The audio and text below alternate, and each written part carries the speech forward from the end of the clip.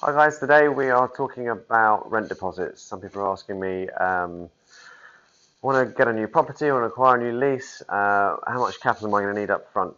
Okay, so one of the things you think about is rent deposit. If you're a new business with no trading history, then you're going to need to put rent deposit down, essentially.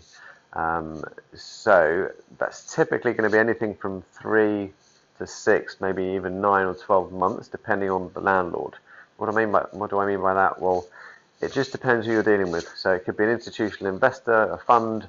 It could be, an established propco company with, hundreds of properties. It could be a private landlord investor who's got 1 or 2 or 3 shops and he's been stung in the past by a tenant and he doesn't want to give anything away, let a tenant in his building unless he's got 12 months up front if he's got no trading history.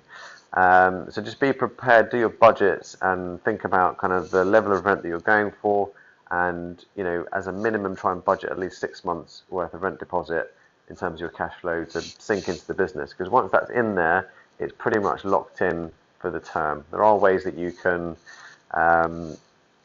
stipulate that you get that rent deposit back after a period of time, maybe when you've been making profits for a number of years over a certain level, or after maybe 12 months, 24 months. But typically landlords are just going to say, okay, we've got a rent deposit, we're going to hold that, that's our security. And the time that they can pull that out and spend it is when you don't pay your rent on time and that kind of thing, or if you go bust, etc.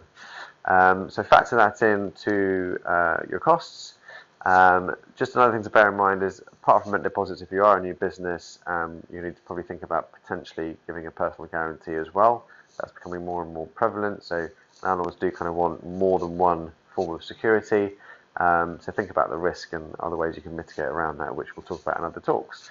But cash flow wise, think about 6 month minimum rent deposit. You can get that down if you negotiate the right deal, but try and factor that into your cash flow. I hope that helps.